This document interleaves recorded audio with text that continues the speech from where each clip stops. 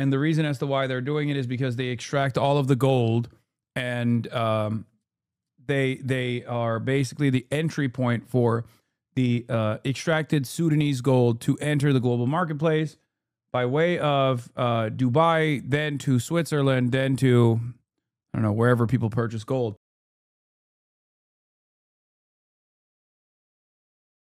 All right, we'll look at that in a second. We are moving our attention over to Sudan, the humanitarian catastrophe that many warned would happen after approximately 500 days of blockade.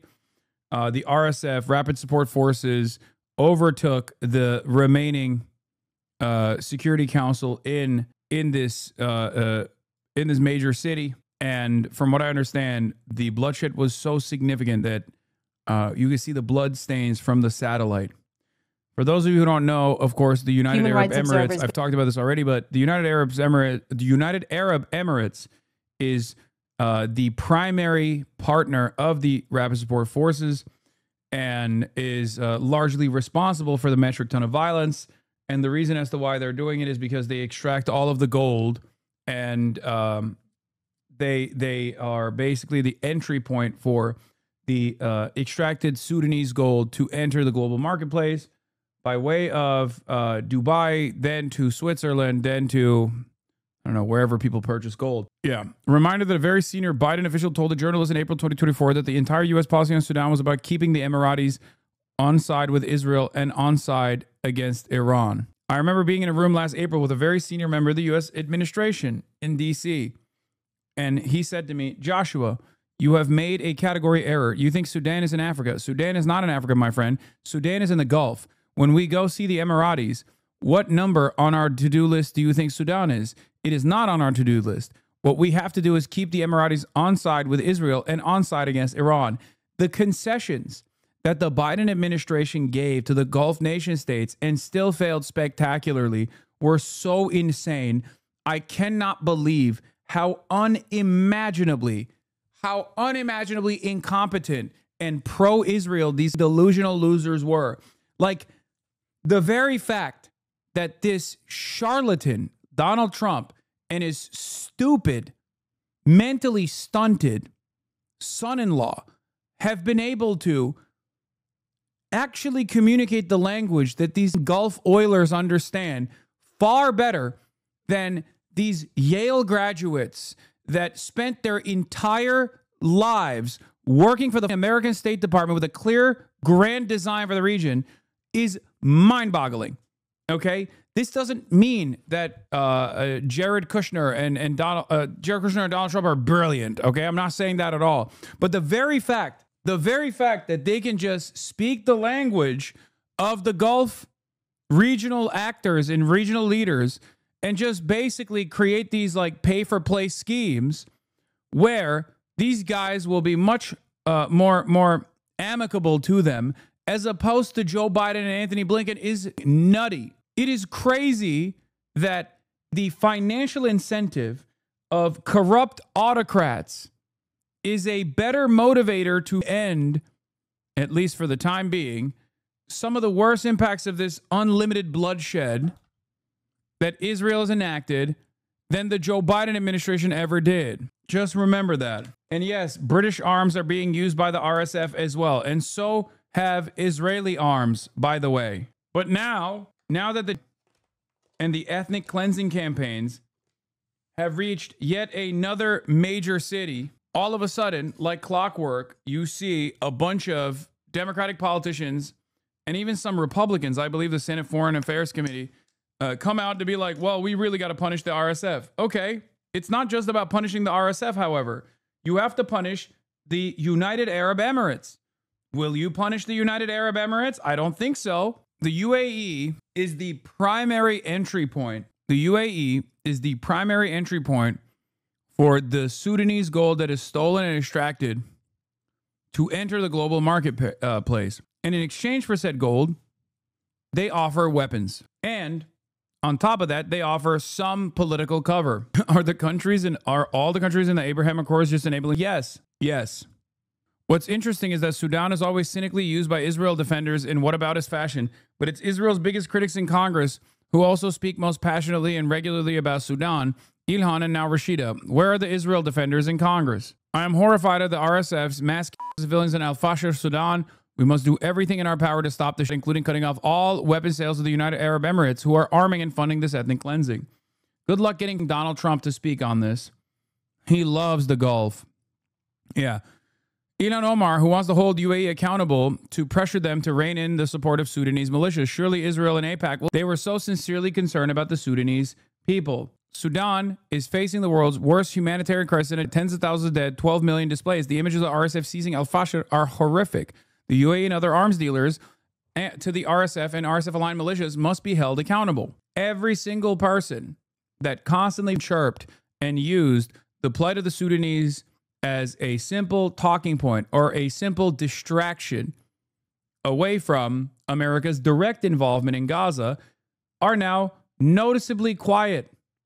They're absent from the conversation. It's weird. It almost feels like they never actually cared about Sudan at all, and they simply wanted to use it as a distraction. Where are they at? Because a lot of people made hay and yelled at me for not sufficiently covering Sudan, even though I had extended some coverage to Sudan, of course, not to the same daily coverage with Gaza, and that is something that I readily admit, okay? But I had covered Sudan, and yet it was a major point of contention all around TikTok. There was more coverage over my perceived lack of coverage over Sudan than the actual coverage of Sudan. What's the point of trying to make some drama about that instead of focusing? Because the point I'm trying to make is that none of these people were being sincere. Everyone was using the plight of the people in Sudan as a simple talking point, a bad faith talking point to drive home whatever your argument is. That's it. Not everything is drama. My point is, sometimes bad faith, cynical actors will absolutely weaponize the plight of other people, as they did in this case, over and over and over again. Part of the reason why they're quiet is the same reason why, the reason why they're quiet is because they knew that it was just a talking point and that's it and nothing else. The reason why they knew this was just a talking point for them was because the ally responsible for the violence in Sudan is an ally to Israel. Something that I brought up all the time whenever people would be like, oh, you talk about Gaza, why not Sudan? You don't care about Sudan. What did I always say? What did I always say? It's like talking about Yemen. Oh, why aren't you covering Yemen? It's like, okay, I do talk about Yemen. And guess what? Once again, that's another ally to Israel that's doing that. Sometimes also the UAE. The UAE is a formative ally of Israel. Okay, just remember that. And they're also one of the more evil countries in the Gulf. It's like between them and Saudi Arabia, I don't know. Sometimes it's Saudi Arabia, sometimes it's the UAE. Talk about Sudan. This whole argument is pointless. You didn't cover Sudan enough, but you're also not black. Makes sense. If it was a big talking point for yourself or your community, you aren't familiar, but drop this. What is happening, man? Please just stop. I'm going to stop reading stuff like this while I'm in the midst of covering the humanitarian catastrophe that is taking place in Sudan. I believe that thousands. Most people be like, oh, dude, you just want to do drama. Meanwhile, you're the one who's trying to do drama. Shut up. People are currently being killed by the rapid support forces in Al-Fashir, with bloodstains and dead bodies even being seen from space. Doctors, journalists, and first responders are currently being held captive by the RSF, all in a telecommunications blackout. This is the humanitarian catastrophe that many warned would happen. Can you explain the RSF's reasons for people? Is it ethnic-based or land-based? It's both. Ethnic-based sectarian conflict is oftentimes still done specifically for land acquisition, territorial expansion, and primarily the extraction of natural resources from the land, in this case, gold. Okay? Gold and oil, but in this case, primarily gold. But what motivates people to engage in this incredible act of violence is never just going to be, oh yeah, we'll go and we'll take the gold, go kill every single person. You need a different motivator. You need a different motivation for it. So larger powers or regional powers will oftentimes utilize the pre-existing ethnic tensions in an effort to tilt their hand or tilt the balance and put their hand on the scales. It's not the primary reason, but it is usually what motivates a lot of people to do this kind of violence. Wrong, wrong, wrong. What do you mean? What? The Sudanese army made them that way. I have family in Bara. The RSF are literally slaughtering as well. They killed Red Cross workers, lining up people and executing them. There's a network blackout. We can't reach family. The UAE has RSF mercenaries in Yemen. No, I know. Wait, what are you saying is wrong? No, the primary purpose, the primary goal is always resource extraction and territorial acquisition. That's what it is. But they will use pre-existing animosity to motivate people to do ultra violence in the way that you're seeing the RSF engage in. I'm saying that the most consequent, there's a couple different reasons why they're doing this. Obviously, a part of it is the ports, right? They want to have control over the Red Sea on either side. That's a major concern because it's a huge trade route. Okay. Another reason, perhaps even more consequentially, is resource extraction. But it's kind of like this. I'm saying that the Sudanese government and armed groups to quell uprisings from African minorities. I'm confused by what you're trying to tell me. My point is, it's never just sectarian tensions or ethnic conflict that is the primary vehicle for the violence or the primary purpose for the violence. The primary purpose for the violence is always material. But ethnic tensions in whichever direction is usually the motivator to get more people on to get more people motivated to engage in acts of violence. Did this with the Missouri Arabs in South Sudan and the Janjaweed? Yes. No, absolutely. Johnny Harris did a video explaining how this conflict came to be. I can't believe we're doing this, but we're going to watch Johnny Harris. War as violence rises in the capital. Two rival generals and their armies are fighting for control in the city of Khartoum, and the battle is spreading across the country. $3 billion needed to help Sudan's refugee crisis. Around 1 million people have been displaced after intense fighting broke out a month ago. So let me get you. I don't know if I trust CIA Harris on this topic. You kind of can, because America's involvement in this is always going to be there. Obviously, its involvement is indirect by way of the UAE.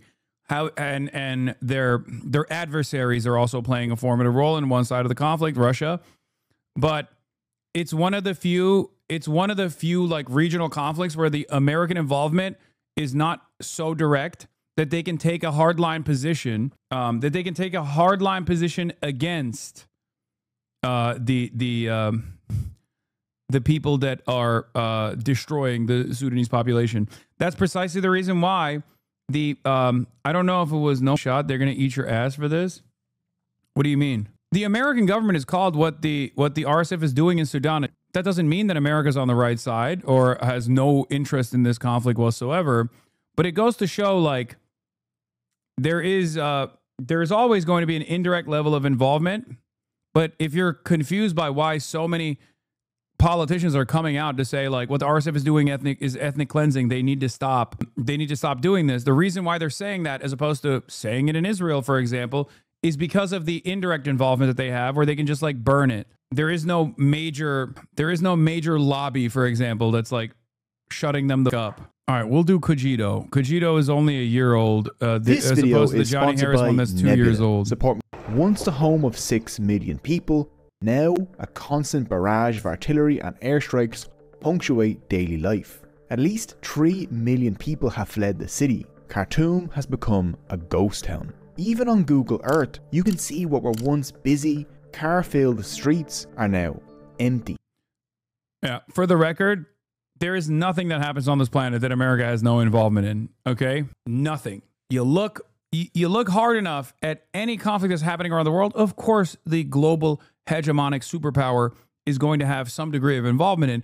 I'm just saying that it is not as directly involved as a direct belligerent, even in the way that Russia is, okay? That's all I'm stating. America is behind all of the evil around the world to a certain degree. Even in this situation, they are behind the UAE, for example. And the UAE is the primary backer of the RSF.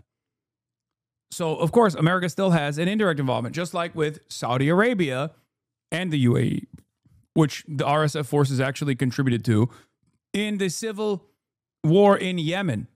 It was the UAE on one side, the Saudis on the other side, against the Ansar Allah movement that was backed by Iran. In that circumstance, it was American weapons and American munitions and American guidance systems that were responsible for all the violence, but it was an indirect involvement.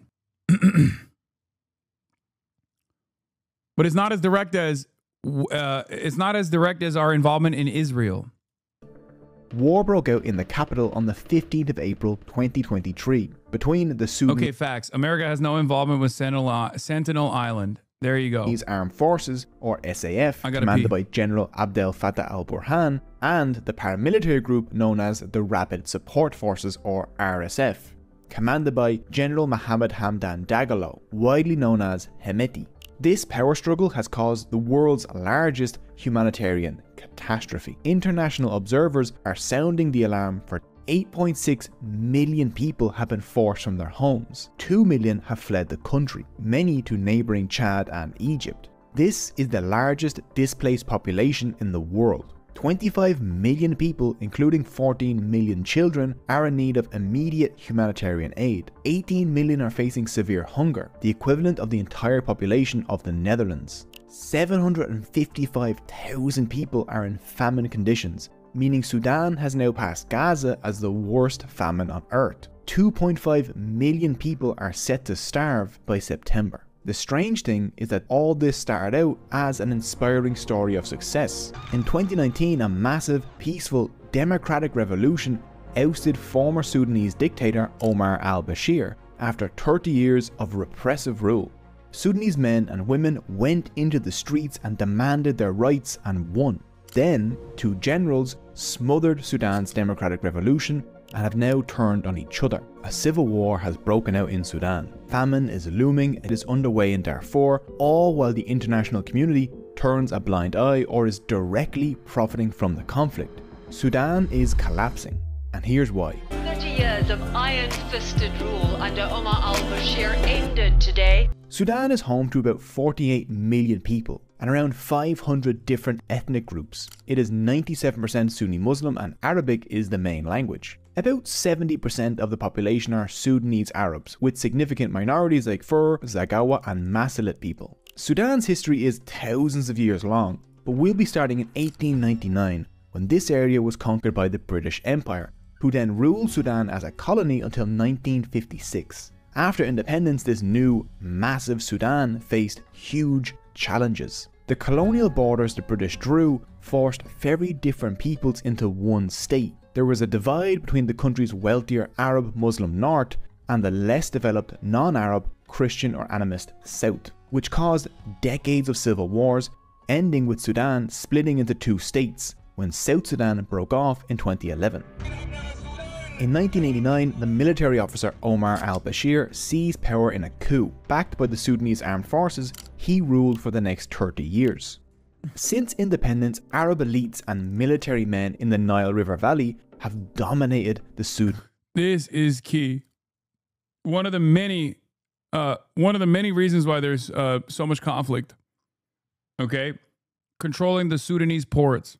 State, prioritizing development in cities like Khartoum while neglecting peripheral regions like Blue Nile, South Kordofan and Darfur. Subsidies for fuel and wheat for the cities are financed by exporting livestock. This is not a conflict that can fit into a pro or anti-Western framework. Egypt and Saudi support the SAF, and Egypt is the second largest recipient of military aid after Israel. Conversely, that camp includes Iran and RSF as Chinese weaponry. No, that's why I said like America can get away with saying that this is that's going on. That's what I mean. It doesn't mean that America's hands are not in this. Of course, they are involved. But it's not as direct. That's simply the point I was making. You feel me? I would even go so far as to like present the shit show that has been the Syrian civil war, where America basically was funding virtually every side, not all sides, but pretty much all the sides, even sides that were warring with one another, like the Turks. Turkey is America's NATO proxy. Turkey had the Free Syrian Army. That were getting training from the Americans by way of Turkish training, getting weapons from the Americans by way of the Turkish government. Meanwhile, on the other side, America, the American State Department, was directly involved in the training of the Kurdish militias, the YPJ. And they would fight one another. They would bomb one another's positions sometimes. The Turkish government was sometimes directly involved itself in wiping out the Kurds In this circumstance, America's involvement is not as direct, even in comparison to the shit show that became the Syrian civil war. Gum Arabic, oil and gold from these peripheral regions. This system has left areas like Darfur, home to 11 million people and roughly the size of Spain, incredibly poor. Darfur was for centuries a wealthy Islamic sultanate until it was conquered by the British in 1916. Its unique identity predates the creation of Sudan, and the Arab elite centre has exploited and looked down on the African and Arab populations in Darfur. Darfur's history here is very mixed, but generally in Darfur, Arab refers to Arabized indigenous Africans who live as nomadic camel or cattle herders. African generally applies to farmers. Both groups are black and Muslim and have intermarried for centuries. In the 90s, one Darfuri said, "We didn't think who is an Arab and who is a Masalit. We just thought that we were the same people."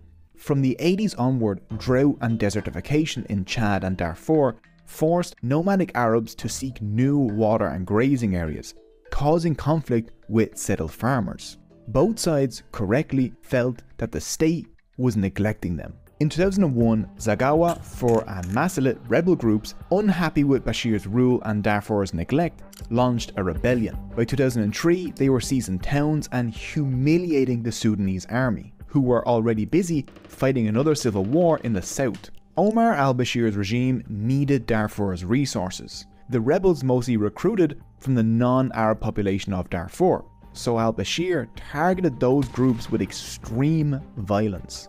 Al-Bashir needed an alternative to his struggling military, so he reinforced the ethnic lines of the conflict by paying and arming Darfuri Arabs. In return for steady employment, these men, armed with invaluable local knowledge, formed rapid horse-riding militias. These brutally effective fighters became known as the Janjaweed, or the Devils on Horseback. The Janjaweed systematically attacked non-Arab communities, primarily the Masalit, Fur and Zagawa, but also some of the non-involved Arab communities. While claiming that they were fighting rebels, the Janjaweed burned down entire villages. They systematically killed men and boys, they targeted women for rape, and they forced 3 million people from their homes. Sudan's vast refugee camps are swelling once more and its death toll is rising.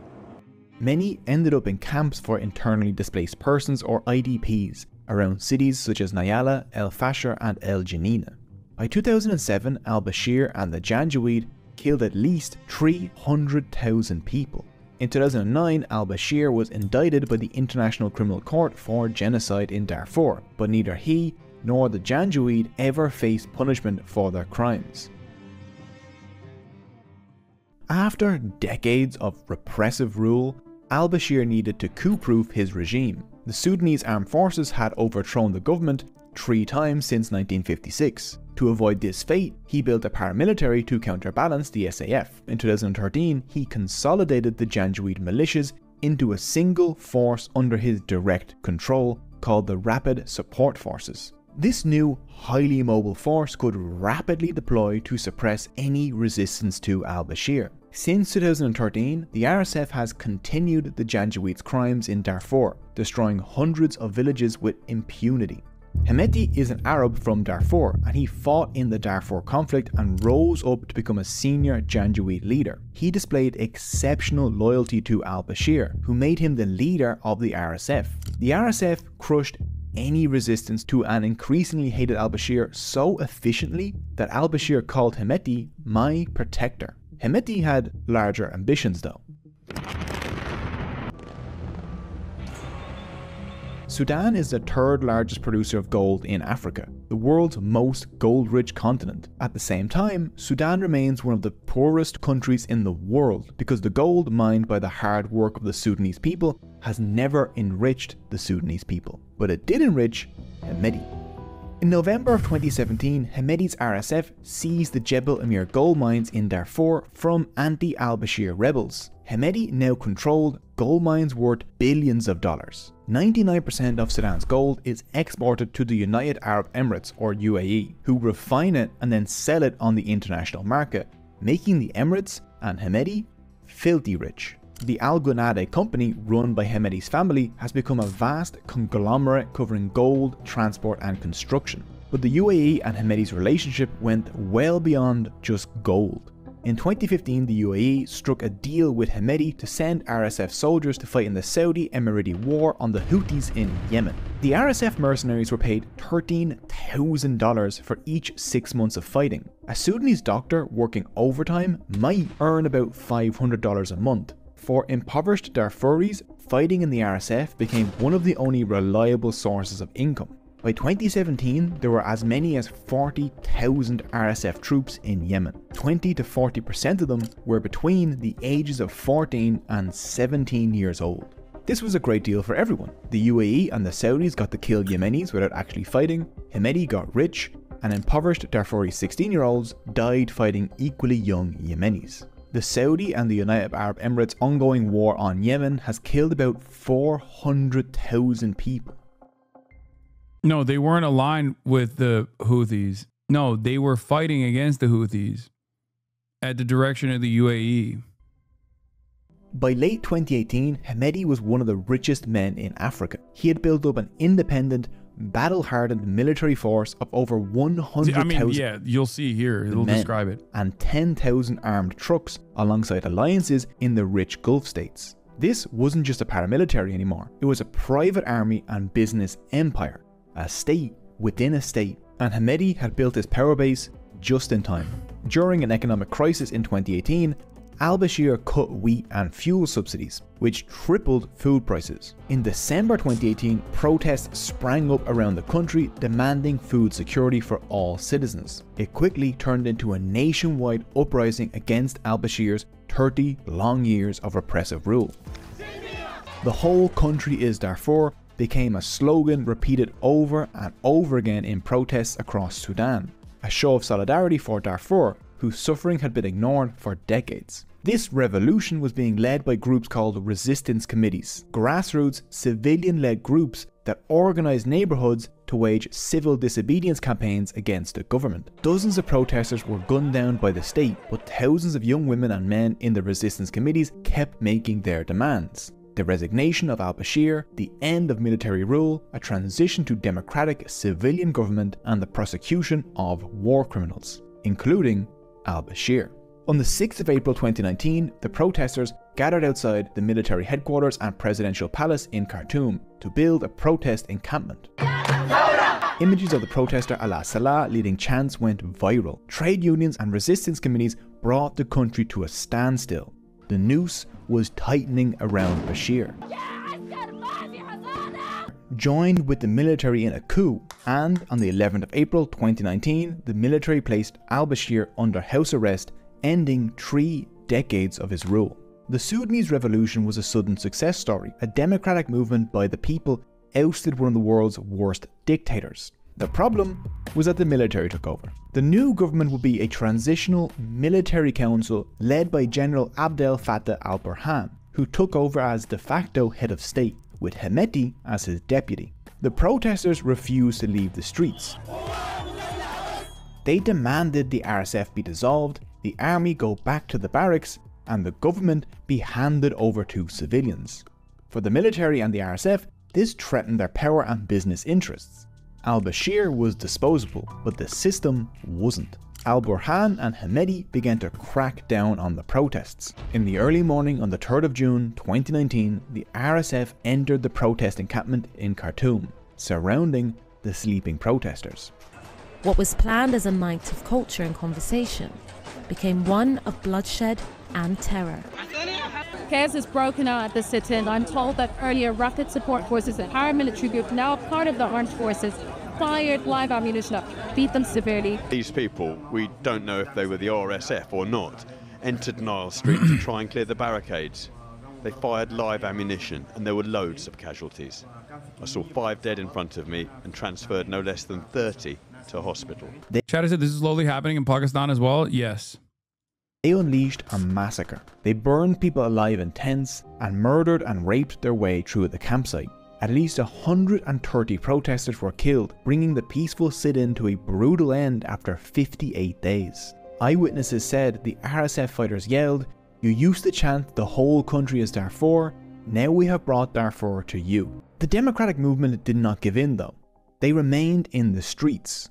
Negotiations led to a power-sharing agreement with a transitional government with al-Burhan as Sudan's de facto head of state, Hemedti as his deputy, and the civilians were represented by Prime Minister Abdallah Hamdok. For months and months, civilian groups tried to negotiate a transition from military rule to full civilian rule, with a new constitution and elections in 2022. The problem was that the democratic transition was doomed from the beginning. In order for Sudan to become a democracy, it would have to separate the military from control of the economy and the state, which the military and Hemedti were obviously against. The trouble was that the military and Hemedti were the people with guns. The Sudanese people also wanted war criminals brought to justice. If they gave up their power, the generals would end up in court for their crimes in Darfur or the June 3rd massacre. And finally, the civilians wanted the RSF gone. Sick of negotiating with civilians, al-Burhan and Hemedti teamed up on the 25th of October 2021 to perform a military coup. They dissolved the civilian part of the government and arrested Hamdok. The coup wasn't received well. Protests erupted across every step of the way. There could have been American intervention to implement a manageable peace. And the reason why they looked in the other direction is because it was, one, in Africa, and two, they did not want to fuck up the bag. No, it wasn't just COVID. They just didn't want to. They didn't want to fuck up the bag for the United Arab Emirates and the Trump administration beforehand as well. Across the country week after week, but the protests did continuously push al-Burhan and Hemedti back to the negotiating table, as both wanted some sort of agreement with the civilians to legitimize their rule, but they wanted an agreement that left only them with the power and the guns. Negotiations after the October coup continuously froze over one issue: how to integrate the RSF into the Sudanese military. There was no resource to exploit? No, there are. There's gold and oil. Well, most of the oil is in South Sudan, but there is gold. It's just not a commodity or a resource that they particularly care about that much. And also, they would much rather turn a blind eye to this so that their regional ally could gain a stronger foothold over the country. Can't have two armies. Al-Burhan wanted the RSF to merge into the SAF within 2 years. Hemedti wanted a decade. From Hemedti's point of view, why would he give up his powerful paramilitary? The moment he does, he loses all leverage, and then Al-Burhan can eliminate him. I think you can go so far as to say that you can tell that this wasn't like American NGO-backed civil society organizations that were actually causing a ruckus in making demands for a democratic organization of Sudanese society. Because if that was the case, because that's usually the American footprint, a color revolution of sorts, that's when America does intervene. But when it's actually the democratic wishes of the majority, like a true democratic wish of the majority, as opposed to a regional actor's resource extraction scheme, then they just don't give a shit. They don't talk about it. The media doesn't cover it as much. And that's how it goes. If you're al-Burhan, your incentive is to eliminate Hemedti as soon as possible. The longer you wait, the more powerful he gets. They smothered Sudan's potential democracy together, but now the two generals, one a brutal paramilitary leader from Sudan's most marginalized area, the other a career general representing the ruling class at Sudan's center, now faced off as it became clear that if they could eliminate the other, they could win the whole country for themselves. On the 15th of April 2023, the RSF launched a series of simultaneous attacks on SAF bases, on al-Burhan's residence, and areas around Khartoum International Airport. The RSF also hit Meroe, Al Obeida, Nyala, El Fasher, and Port Sudan. At least 35 people died in the attempt to kill al-Burhan at his residence. Al-Burhan himself survived. A civil war had begun. Khartoum became a deadly battle zone. People who could afford to fled the city. Millions of others faced daily airstrikes and gun battles as they sheltered in their homes. Hemedti's quick-moving and battle-hardened RSF established control over almost half the country, including Khartoum, forcing al-Burhan and his generals to flee to Port Sudan. The SAF continues to use its main advantage, its air force, to bomb civilian areas indiscriminately, frequently slaughtering women and children. Both sides are constantly fighting for control of the area around Khartoum, but Darfur has seen the worst violence. Soon after the fighting broke out in As Yemen's blockade continues to choke Israel's shipping lanes in the Red Sea, new reports reveal that Sudan's port, Sudan, has quietly become a key route for Israeli-linked cargo used to circumvent Ansar Allah's blockade on vessels bound for Eilat. Since the start of the genocide in Gaza, Israel and its Gulf partners have relied on Red Sea land corridors and alternative ports, particularly Egypt and Sudan, to sustain trade and energy shipments. Sudan's transnational military government, backed by the UAE and supported by Israel, has allowed foreign vessels to operate under its protection, effectively aiding Israel's war economy while its own people face famine and displacement. What Yemen shut down in defense of Gaza, Sudan's generals have reopened for profit and for political favor. This report, written likely to give legitimacy to the RSF militia, claims that the Sudanese government is backed by the UAE, also explaining to me how an Israeli ship banned from the Red Sea would benefit from using Port Sudan, which is in Africa. Oh, this is this person is saying that the Mint Press is offering legitimacy to the RSF by shitting on the government forces or the other generals' forces, SAF. The problem is both sides are either working alongside Russia or they're working alongside the UAE. I don't think this ends up giving legitimacy to the. I don't think that the yes, the SAF is not good either. This entire video plots out exactly what the divisions were. Both are military forces that are dominating the entire population. The RSF is worse, but it doesn't matter. It's not that the other side is good either. Neither of them want democracy. Both of them want to rule over the entire country. And there are regional partners like Egypt and even in some instances Russia that are trying to ensure that the RSF doesn't control the country. The UAE wants the RSF to control the country, but from the perspective of the Sudanese population, they want democracy to take place. Khartoum, the RSF attacked El Janina, home to 540,000 people, what was once the lively capital of West Darfur. From mid-April to mid-June 2023, RSF forces with heavy artillery and gunfire systematically attacked civilians and infrastructure such as hospitals, mosques and schools in El Janina. They targeted the primarily Masalit majority neighbourhoods in El Janina and the internally displaced persons camps surrounding the city. In El Janina, the RSF committed a campaign of systematic rape and enslavement of women in the areas they attacked. In and around El Janina, the RSF went from house to house, killing Masalit or presumed Masalit males of any age. We met one of the most senior Masalit figures from the region. 100% this is a genocide.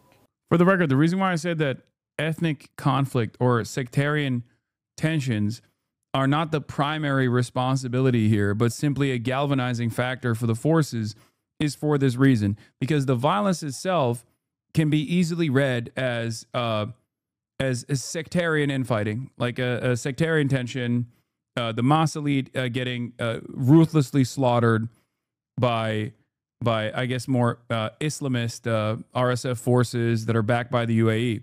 But the reason why that's not the primary factor here, that is just a galvanizing factor, is because the ultimate goal is resource extraction. They are, however, using the pre-existing ethnic tensions to move people in this direction.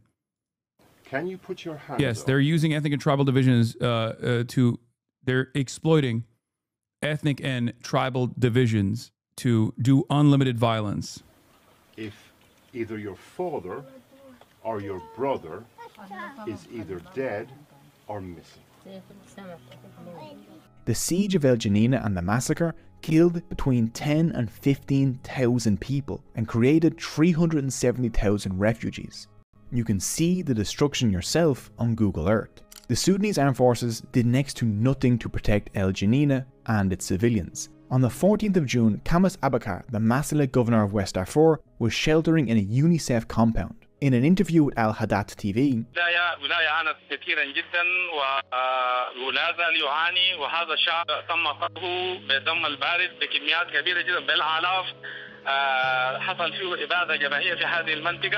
soon after the interview, the governor was captured by the RSF and hours later, videos of his corpse were shared on Twitter. Abakar's killing triggered a panicked exodus out of El Janina. On the night of the 14th of June, tens of thousands of refugees poured out of the city to make the 30-kilometer trek through the desert to Chad or to the SAF a few kilometers north. The kilometers-long convoy leading to Artamata was attacked by the RSF at sunrise on the 15th of June. The RSF opened fire on the convoy, massacring the refugees. The RSF forces shot at hundreds of women, men and children who tried to escape by swimming across the rapid Kaja River. 1,000 people were killed during this exodus. Many people from El Janina were killed at RSF checkpoints in the city and on the roads. Women disguised their male children in girls' clothes as they tried to escape El Janina. RSF fighters stopped women with children, checked the child's sex, and if it was male, they killed the child.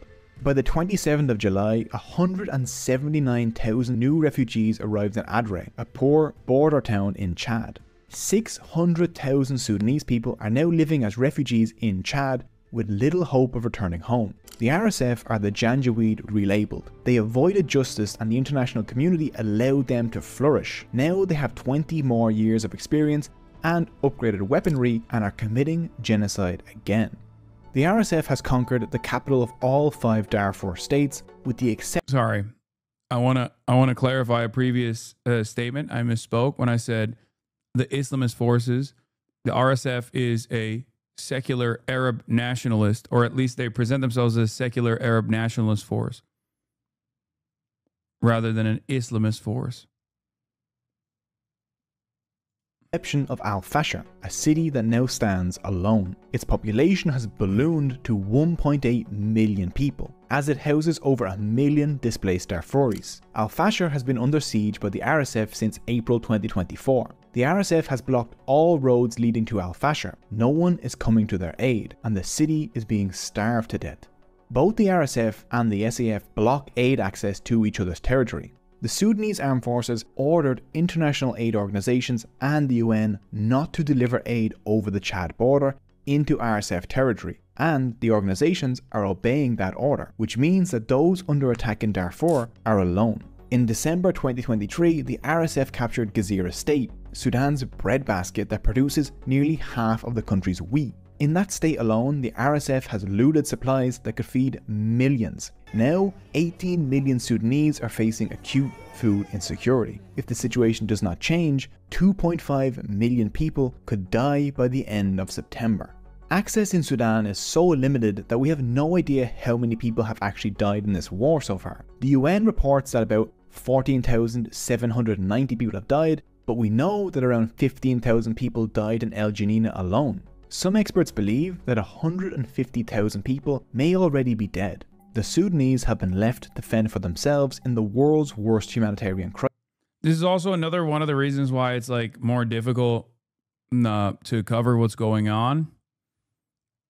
The reason why it's more difficult to cover what's going on in Sudan is also because they just straight up, just like Israel, murder every single person that they can get their hands on, including journalists.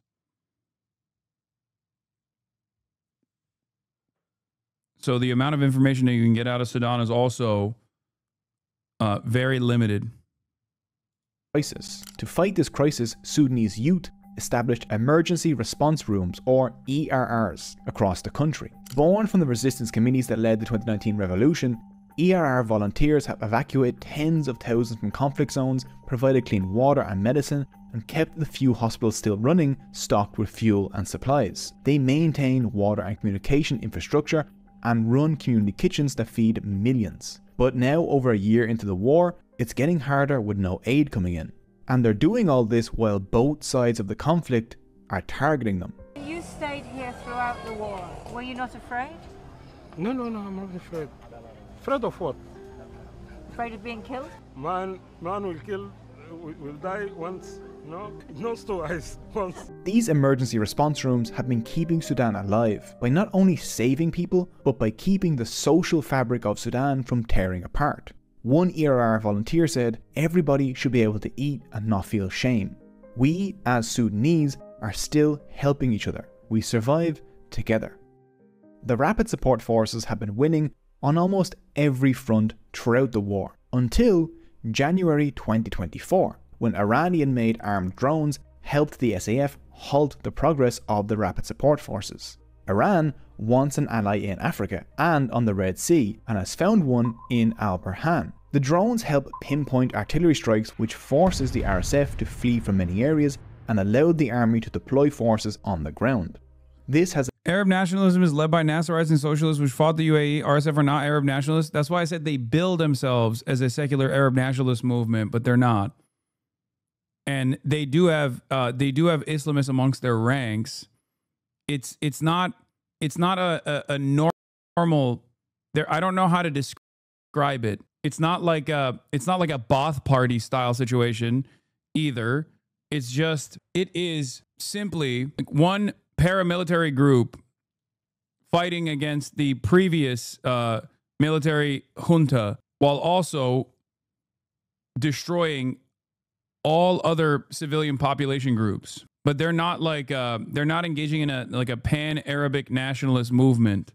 That's the reason why chatters are pushing back on that, is because that ideology invokes a specific historic pattern. Allowed the SAF to regain pockets of territory around Khartoum. Whether this actually changes the war or whether it just drags this hell out for civilians is yet to be seen. For years, the Wagner Group, Russia's state-funded private military company, has armed and assisted the RSF in exchange for access to Sudan's gold. Sudan's gold helps Russia avoid the effects of the economic sanctions placed on it after it invaded Ukraine in 2022. Gold is a global hard currency that Russia can use to prop up the ruble. Hemedti was in Moscow with a plane full of gold on the day Russia invaded. On the 5th of June 2019, 2 days after the RSF massacred over 100 protesters in Khartoum, the Wagner-affiliated company Mero Gold, a company with mines in Sudan, supported by the RSF, imported 13 tons of riot shields, helmets and batons to a company owned by Hemedti's family. Shortly after that, Hemedti purchased high-end surveillance and phone hacking equipment from Israeli intelligence, which allows him to crack down on any resistance in Khartoum or near his gold mines. In April 2023, the Wagner Group supplied the RSF with surface-to-air missiles, which have been invaluable in taking out SAF jets. After Wagner's leader died after a short-lived rebellion against Putin, it appears Russia has changed sides, or at least is now supporting both sides. In April 2024, Russia pledged recognition and military support and then began selling gas to Al Burhan and the SAF. And Al Burhan has committed to building a Russian naval base in Port Sudan. Yeah. But the major This is why I say they arm and fund both sides. player in Sudan's civil war. Also, this is not unique. I just described to you that America does this shit all over the place as well. This is not unique to Russia. This is what superpowers do. And yes, Russia and Israel are more often than not on the same side when it comes to regional affairs. I know everybody likes to think like, oh, what are you talking about? Russia is like pro-Iran. Russia is pro-Iran. Vladimir Putin has openly stated that Israel is seen as like a sister nation to Russia.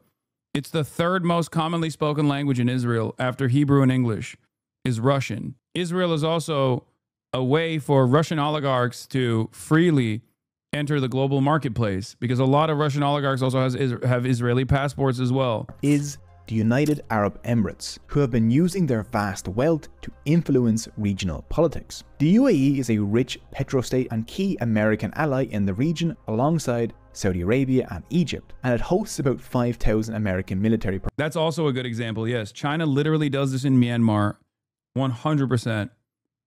That's also true.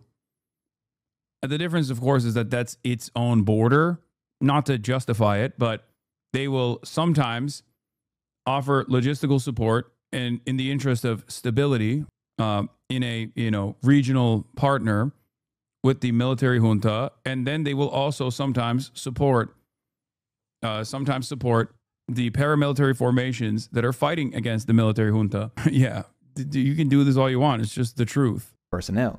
Hemedti keeps the gold flowing out of Sudan and into Dubai. Both Hemedti and the UAE and their customers want that gold to keep flowing. In June of 2023, Chad's president met with the UAE's president, left that meeting with $1.5 billion. By the way, Chad's annual GDP is $12 billion. suddenly UAE cargo planes began landing in Andajaras, a tiny oasis town close to Chad's border with Sudan. Cargo planes from the Emirates have been landing there on a near daily basis since June 2023.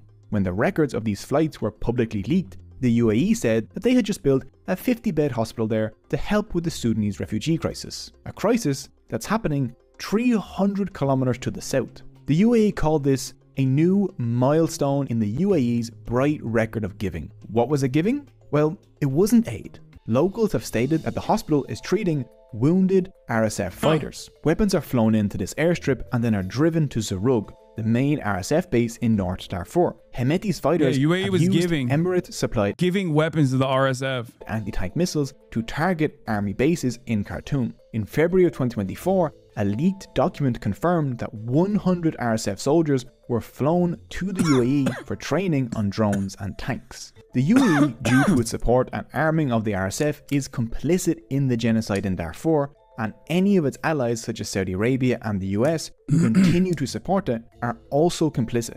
The UAE sees Sudan as a useful Red Sea ally and also as a future cheap source of food and mercenaries. The Emirates have also positioned themselves as fighters against Islamism, which they think has influence over the SAF.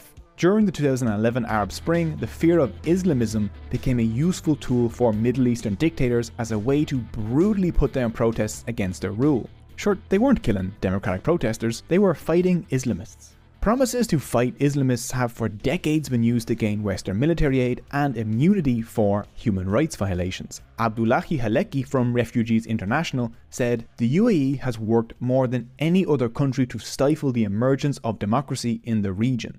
Hemeti has noticed that by calling himself a fighter against Islamism, he can win support from the West and Gulf states. He's even paid several Western PR firms millions of dollars to... It's pretty funny that, like, I mean, it's obviously tragic, but there's a hint of irony here that like these guys just don't give a shit, okay? They don't give a shit. It's not, I don't know how to describe it. As far as like whether this is a real war being waged against like fundamentalist forces or not, it doesn't matter. It's not. That's not the case. Especially when you think about like the forces that the Saudi government has utilized in perpetuity around the fucking region and have propped up and a monster that they have fed in Africa as well.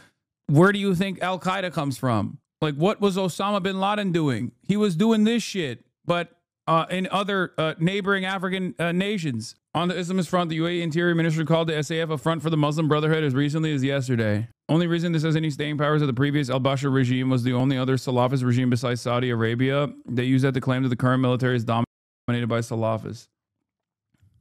Yeah. Americans are too stupid to understand Shia versus Sunni. No shot. They're going to comprehend the RSF being a secular Arab supremacist anti-Islamist. Absolutely no shot. They're not really secular anti-Islamists either. They're anti-ideological gangsters. They got certain ideas about race that might surprise Americans. Like it is a marketing technique. Honestly, dude, I think most dumb people are not even aware of Africa and Islam. Oh my God. America's #1 weapon it wields in Africa is the exact same shit that they did in the rest of the MENA region in the Middle East, which is ISIS-style forces that literally wreak havoc, only for America to then set up a fucking military base to combat ISIS-style influence in the region. How did those guys get there? How did they get the weapons? How are they fucking dominating all of these other nations on the verge of instability? I wonder. Only to then have to bring in an American military base so they can engage in some sort of stabilization operation. Market him that way. One British PR firm Hemeti hired stated, just 7 months after the June 3rd massacre, the media tends to focus on the past, when his role in the current and future is more important. We should therefore seek to rebalance the perception of the military to neutral to positive. The past being mass murder and not like some old dodgy tweets. Very few international powers actually want democracy to take hold in Sudan. The UAE, Saudi Arabia, Egypt, Russia and their allies know that a military regime would suit their interests. They want to keep resources flowing out of Sudan. They want bases in Sudan. And they definitely don't want an example of people overthrowing an authoritarian government. The question for them isn't how to stop civilian suffering, it's whether they prefer an SA. Yeah, this is also a good point. Here are the names of the Israel/UAE-backed groups in Gaza. Counterterrorism Strike Force, Shujaiya Popular Defense Force, the New Gaza, and the Popular Forces. Popular Forces being the one with the, I mean, all of them I think have different AI emblems and logos, but they're all popular forces. They all present themselves like anti-Islamists. Is always the same shit. Open Presence, thank you for the 25. Get the subs. The Arab identity in Sudan is extremely complicated. I've seen some articles refer to the Janjaweed versus others. To be more accurate, as old tribal feuds of nomadic versus sedentary tribes stoked purposely by the previous president through his use of the Janjaweed/RSF against those they had tensions with. Yeah, I don't know how to describe the it's not just a marketing technique though. This anti-Arab and black this anti-black and Arab supremacist ideology is deeply ingrained in the RSF dating back to the Janjaweed. Of course, there is more than sectarianism, but this formation came into existence via ethnic disputes between the pastoralist Arab communities and the non-Arab ethnic groups in Darfur. It evolved into a genuine exterminationist ideology. Yes, for the Americans in the chat saying, how is it anti-black when they're both black? Dude, you keep trying to fit Western labels on this very complicated conflict. Please stop. But the RSF seems to believe that they have some semblance of ethnic supremacy over the people that they're slaughtering. It's one of those things where it's not a real distinction, especially considering that these groups used to also cohabitate the same spaces and live alongside one another, and that from the outsider's opinion, it's like virtually impossible to discern. But then again, if you squint hard enough at like the Palestinians that are being slaughtered and the Israelis doing the slaughtering, if you didn't see the gear that they were wearing, you would probably have a very hard time figuring out who's actually on the side of Israel and who's actually resisting against Israel as well. That's why I always just say, like, in a lineup, if you put like Israelis and Palestinians side by side, no disrespect to the Palestinians here, but like, if you look at it from afar, it's very hard to decipher. And this is normal. This happens all the time. Turks and Armenians, Turks and the Greeks, English and the French. Not really a good example. No, it is a good example. It's the same shit. Turks versus Kurds. All men are brothers is what I'm saying. And a lot of the racialized chattel slavery holdover. People used to enslave one another with regular frequency, but under chattel slavery, there needed to be a difference, a different justification, especially because the people that were being enslaved were coming from different religious backgrounds, whether they be Muslim or whether they be Christian as well in certain instances. So they had to find a different language to justify the domination. And so they came up with skin color and race science. That's why it's like unique when we talk about the racial component here between people who are self-described Arabs versus the black Sudanese population. Yeah. If you're black, you were finished. The ethnically targeted violence raging in Sudan. Refugees tell of attacks on darker skinned people and non-Arab groups by rapid support forces allies in Darfur. Chattel slavery is ancient and it's not racial. What? No. It absolutely is racial. Your knowledge on this is poor. I think you are comparing other forms of slavery to chattel slavery, but chattel slavery is absolutely racialized, and it is seen as the modern, like what you understand as racism in the modern world, anti-blackness in particular, is different than different formations of race, different formations of slavery, which was predominantly built around ethnic conflict or domination of different sorts. This is like pre-nation states, right? Tribal conflicts. And there's a reason why a Roman slave versus a slave in ancient Greece versus a slave in the Ottoman Empire versus indentured servitude that the Irish were forced into. These are very different formations as opposed to the genetic component that exists within chattel slavery. Sometimes it was over, conflict, you take over an area by force, and you sell people into slavery. But it was never like slavery was the one that was so domineering and traced back to genetics. Slavery has been around since human beings have been around, but it was never racialized to the degree that it was under chattel slavery. And there was a very specific purpose for it. Yes, it was generational. There was no way of like buying your freedom. There was no like educational component or upward social mobility, even within the slave class structure. It was not considered to be like a political status. This is the reason why historians will say chattel slavery is like a uniquely evil form of slavery as opposed to all other forms of slavery. This isn't to say that other forms of slavery were good, obviously, but it's just that chattel slavery is uniquely evil. And a big part of the reason why it's uniquely evil is because of the permanency of it and also the racial component that comes along with it. Romans had chattel slavery, but it was not permanent. Oh my God, chattel is literally cattle. Prisoners of war were chattel. Okay, you are describing what I am saying. You're engaging in a semantics argument with me, saying that what's new is the conflation of the caste with chattel that arose in America.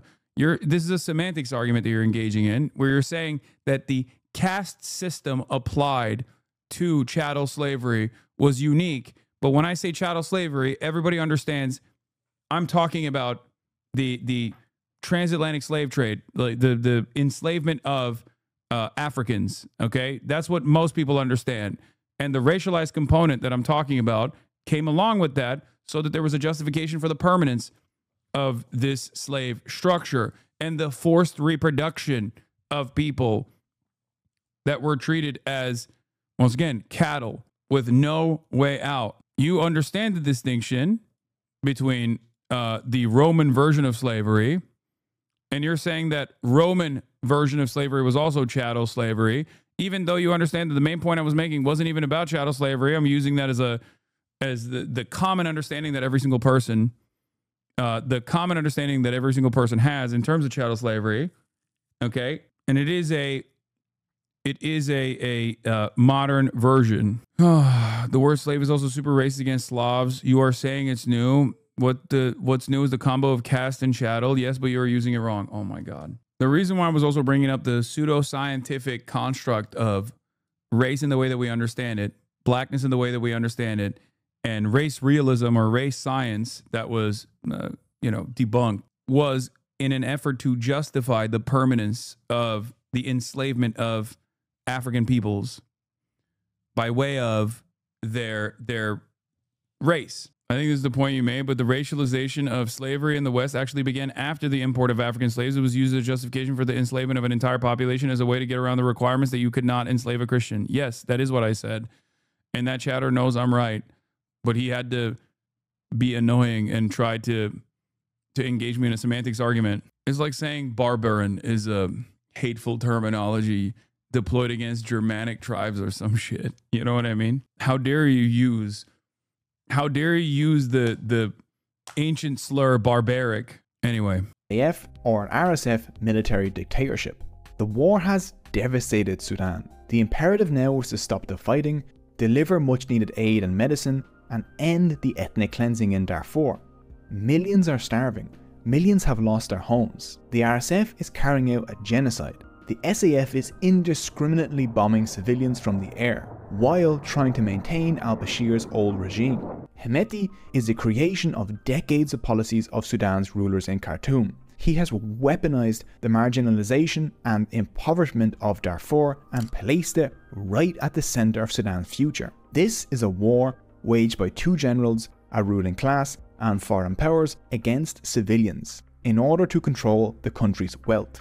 And innocent people are the ones paying the price. Sudan is an example of a nation caught up in the machinations of larger powers. It shows how complex our world is and how hidden factors can play a massive role in shaping people's lives. If you're as fascinated by these kinds of global dynamics as I am, you need to check out the Logistics of X series by Wendover Productions, exclusively available over on Nebula. an independent streaming service owned We're by letting the ad creators run its like course, me, and chatters. it's packed with the best documentaries online. One standout episode of the Logistics series was The Logistics of Arms Manufacturing, a deep dive into how the United States maintains its position as the largest producer of weapons in the world, through the use of complex, interdependent and sometimes hidden networks that transform raw materials into... Yes, for the Americans in the chat saying, how is it anti-black when they're both black? Dude, you keep trying to fit Western labels on this very complicated conflict. Please stop.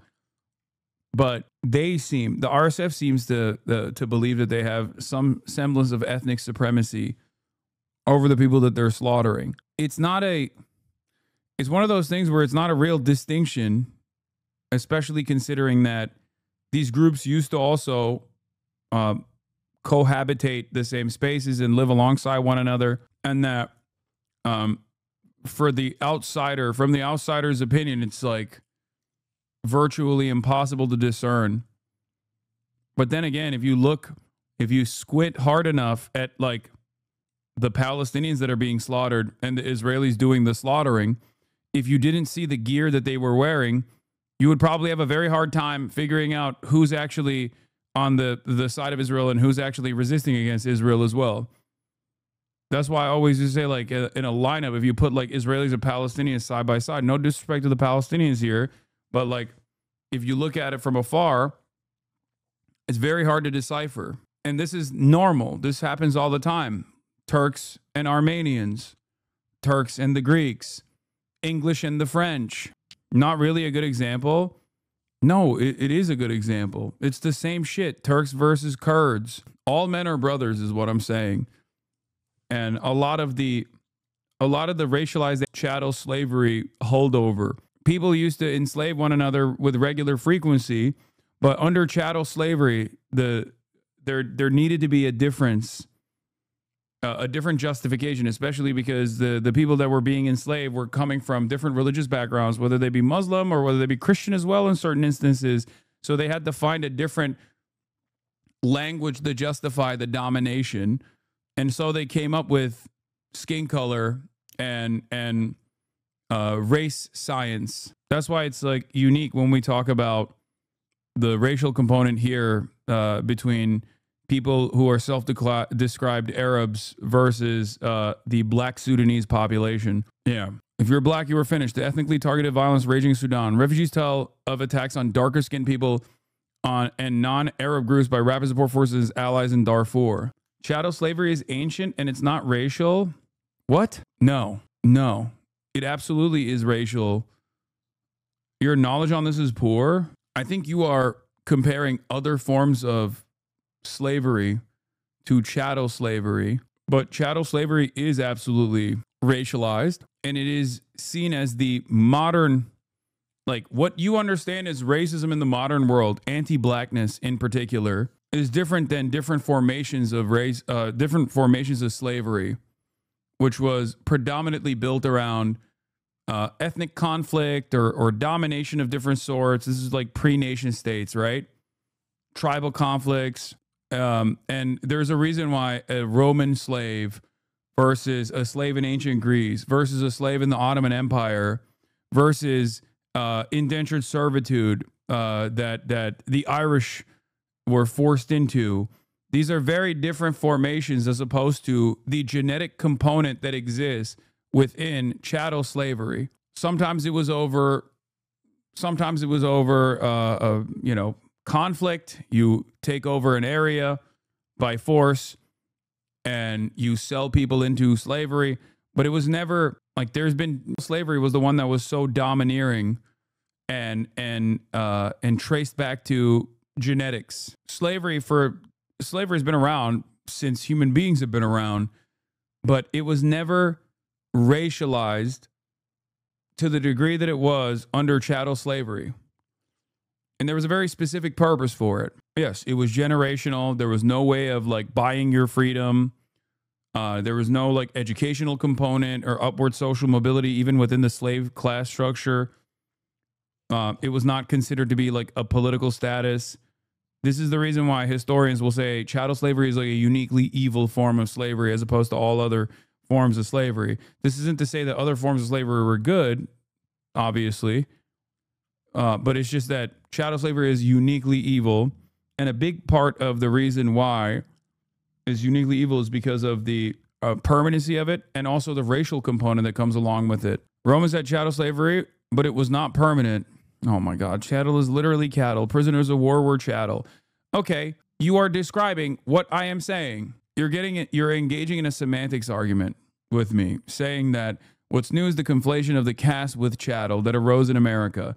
This is a semantics argument that you're engaging in, where you're saying that the caste system applied to chattel slavery was unique. But when I say chattel slavery, everybody understands I'm talking about the transatlantic slave trade, like the enslavement of Africans. Okay, that's what most people understand.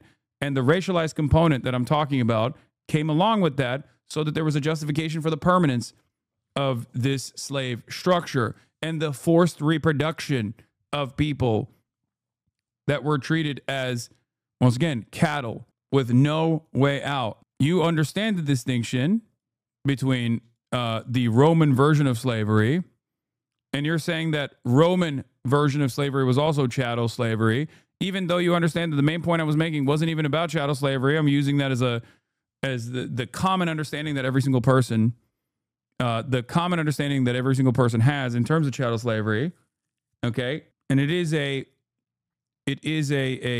modern version. The word slave is also super racist against Slavs. You are saying it's new. What's new is the combo of caste and chattel. Yes, but you are using it wrong. Oh my God. The reason why I was also bringing up the pseudoscientific construct of race in the way that we understand it, blackness in the way that we understand it, and race realism or race science that was, debunked, was in an effort to justify the permanence of the enslavement of African peoples by way of their race. I think this is the point you made, but the racialization of slavery in the West actually began after the import of African slaves. It was used as a justification for the enslavement of an entire population as a way to get around the requirements that you could not enslave a Christian. Yes, that is what I said.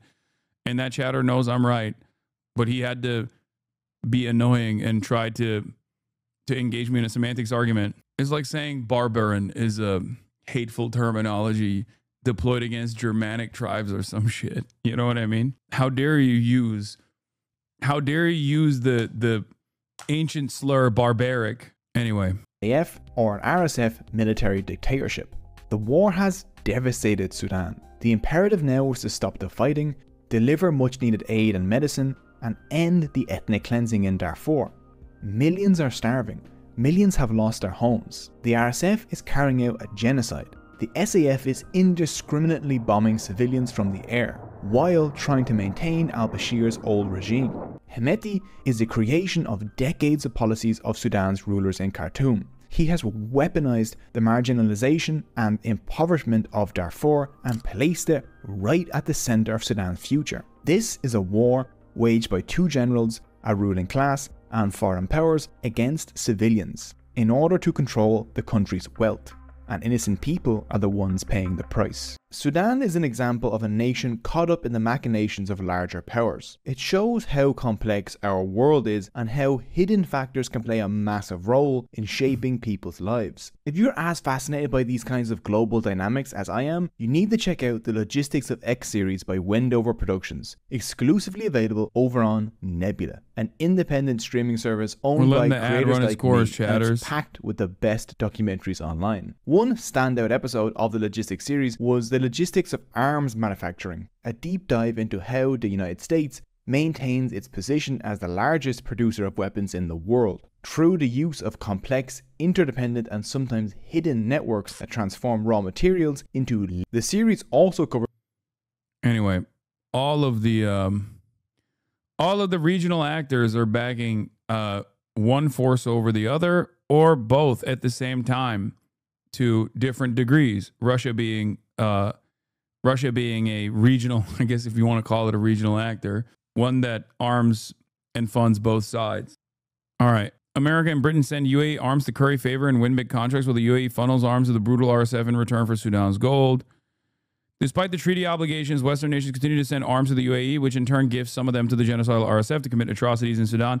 Like, while the SAF is not great either, the RSF is significantly more brutal in terms of the metric ton of violence that they've subjected the populations that it's dominated. Western countries have known this and have been going on for years and kept arms shipments flowing. Back in March, Chris Van Hollen and Sarah Jacobs introduced legislation to stop sending arms to the UAE until they stop arming the RSF in Sudan. America and Britain send the UAE arms to curry favor and win big contracts, while the UAE funnels arms to the brutal RSF in return for Sudan's gold.